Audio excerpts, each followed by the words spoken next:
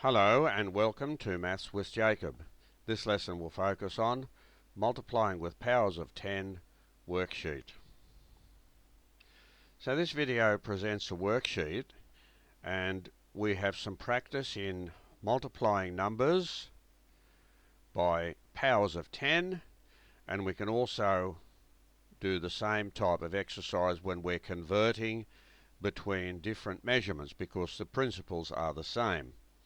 If you're not sure what to do, on the next slide there is a link, and if you click on the link it will take you to the lesson on this topic and it will explain how to do all the examples. Let's quickly go through it. For each of the following, move the decimal point the appropriate number of places to the right. So the rule says in the lesson, when you're multiplying by 10, you move the decimal point one place to the right. Multiplying by 100, move the decimal point 2 places to the right. Multiplying by 1,000, move the decimal point 3 places to the right. And multiplying by 10,000, move the decimal point 4 places to the right. Now we can also use the same principles when we're converting between different units of measurement.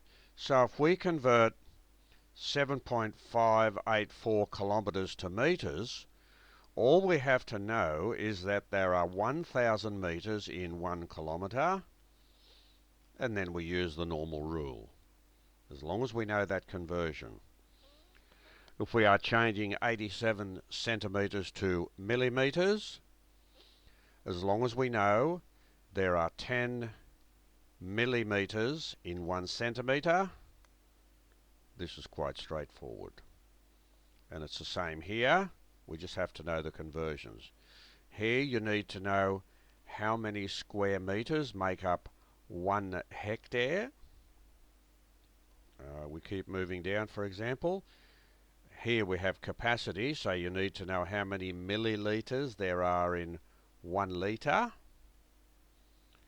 And the same here with those three examples of capacity. This is an interesting one. You need to know how many litres there are in 1 megalitre. And this is very interesting because a kilometre is quite a long distance as compared to centimetres.